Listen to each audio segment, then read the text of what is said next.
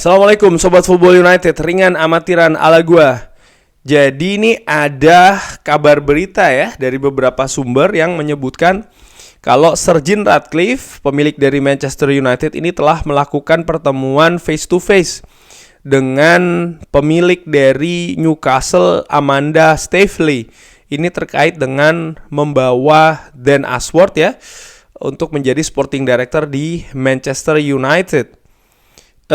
Dari Times pun juga mengabarkan demikian ya, bahwa pertemuan ini dalam rangka untuk bisa mencapai kesepakatan Dan Ashworth untuk ke Manchester United dari Newcastle United. Kabar ini pertama kali diberitakan oleh Times secara eksklusif, yang ya kurang lebih menyebutkan seperti yang dikatakan tadi bahwa Sir Jim Ratcliffe menemui Amanda Staveley, pemilik dari Newcastle United, terkait dengan Dan Ashworth ya. Menurut gua penting ya kedatangan Dan Ashworth ini. Apakah dengan pertemuan ini maka akan mempercepat kedatangannya? Bisa jadi demikian, karena sekarang yang menghalangi apa sih? Yang menghalangi adalah 20 juta ya kan, 20 juta angka yang diminta oleh Newcastle, yang menurut Manchester United angka ini terlalu tinggi. Nah, Dan Ashworth sendiri kalau gue lihat dari Transfermarkt, sebagaimana penting sih ya posisi di Newcastle United sendiri dan siapa-siapa saja yang didatangkan di zaman Dan Ashworth di Newcastle. Jadi dia bekerja ini mulai dari bulan Mei 2022, dan kalau gue melihat siapa-siapa saja yang didatangkan untuk musim 2022-2023, artinya musim lalu ya, tentu saja ada beberapa nama yang menjadi pemain pilar bagi Newcastle. Ada Alexander Isak, Anthony Gordon, Sven Botman, Matt Targett, Nick Pope. Menurut gue 5 nama ini yang didatangkan dengan angka cukup lumayan juga, ini yang menjadi pemain inti di Newcastle. Dan nama besarnya tentu saja ada 2 nama teratas itu, yaitu Alexander Isak, Anthony Gordon, dan juga Sven Botman dari Lille. Dan tentu saja kedatangan ini, ketiga pemain ini membuat perubahan Newcastle juga ya, dan apa yang mereka dapatkan musim lalu yang menurut gua sangat luar biasa jika melihat musim-musim sebelumnya yang ada di Newcastle. Jadi dengan kedatangan pemilik baru, ternyata Dan Ashworth ini juga mampu memberikan efek dan juga impact. Beberapa pemberitaan mengatakan dengan dana yang sangat luar biasa Newcastle bisa mendatangkan banyak pemain bintang, kabarnya demikian. Tapi ini semua bisa diatur ya. Sumber dana yang besar yang dimiliki oleh Newcastle ini menjadi tim yang memang yang memang memiliki atau diarahkan untuk memiliki struktur yang bagus, dan eksekusinya pun juga demikian terkait dengan squad. Dan ya, Newcastle mampu mencapai hasil yang bagus musim lalu. Dan musim panas tahun ini ada Sandro Tonali yang didatangkan, ada Harvey Barnes juga, Tino Livramento, pemain muda ini yang menurut gua ya memiliki impact juga ya, mungkin terkait dengan Harvey Barnes. Tapi Sandro Tonali tentu saja ada permasalahan di sana yang menyebabkan pemain yang didatangkan dari AC Milan ini dengan angka cukup tinggi juga tidak bisa memberikan kontribusi secara maksimal. Secara keseluruhan Newcastle musim ini juga sama kayak Manchester United ya, artinya mengalami banyak pemain cedera, dan ini memberikan kemunduran jika dibandingkan dengan musim lalu. Tapi balik lagi, tadi gue sebutkan penghalang utama ini kan ada di angka 20 juta yang diminta oleh Newcastle. Apakah memang benar Newcastle itu berharap ada 20 juta yang ditebus? Apakah itu motivasinya? Menurut gue sih enggak ya. Menurut gue ini memang Newcastle ya, mereka tidak ingin melepas Dan Ashworth secara mudah saja sih ke Manchester United. Ada beberapa faktor di sana. Mungkin mereka juga kecewa ya, Dan Ashworth yang memang mungkin diproyeksi untuk jangka panjang di Newcastle ternyata harus cabut lebih cepat, dan cabutnya pun juga ke tim besar lainnya di Liga Inggris, Manchester United. Ini hal mungkin yang tidak nyaman bagi Newcastle, sehingga mereka memasang 20 juta. Apa sih sebenarnya fungsi dari 20 juta itu?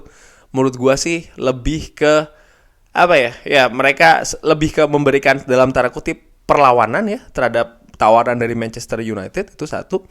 Yang kedua, ini juga sekaligus untuk memberikan waktu bagi Newcastle mencari ganti. Tentu saja mereka juga butuh pengganti ya kan dari Dan Ashworth. Mereka butuh mencari juga dalam waktu yang tentu saja singkat. Ini bukan sesuatu yang mudah.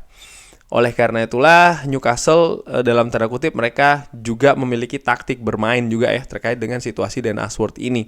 Sehingga dipagari dulu lah dengan angka 20 juta ini. Mereka tahu, menurut gue ya, Manchester United yang situasi keuangannya juga tidak terlalu luasa, ini tidak akan secara mudah mengeluarkan 20 juta untuk Dan Ashworth. Nah, apakah akan terjadi kesepakatan Dan Ashworth pindah ke Manchester United? Menurut gue itu pasti terjadi sih. Alasan utamanya dari Dan Ashworth sendiri yang memang sudah mengatakan dia ingin cabut dari Newcastle dan dia juga sudah menyebutkan tujuan yang diinginkan yaitu adalah Manchester United. Ini sudah dalam dunia profesional kerja ini sudah jelas ya, tidak mungkin akan lama-lama lagi Dan Ashworth ini akan ke Manchester United. Disebutkan paling tidak bisa jadi musim panas nanti. Cuman kan Manchester United ingin lebih cepat. Manchester United ingin Dan Ashworth ini bisa ikut berperan ya dalam merancang skuad Manchester United untuk setidaknya untuk musim depan dan bahkan lebih lanjut lagi karena posisinya ini sangat vital.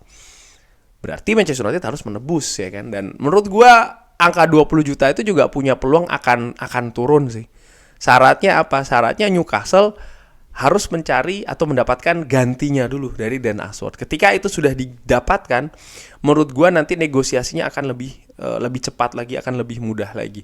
Dan menurut gua di belakang layar Newcastle pastinya juga sudah bergerak karena mereka tahu cepat atau lambat mereka akan kehilangan Dan Ashworth. Sehingga kalau mereka tetap bertindak pasif katakanlah demikian ya dan tidak langsung bergerak ya, jangan lupa Newcastle ini juga dalam tahap pengembangan, sedang tahap dengan pemilik baru ini kan sedang tahap ya mereka membangun Newcastle Club untuk harapannya bisa menjadi tim yang lebih bagus lagi, bersaing di papan atas, berkompetisi di Eropa dan lain-lain, sehingga mereka juga butuh posisi sporting director yang saat ini diduduki oleh Dan Ashworth.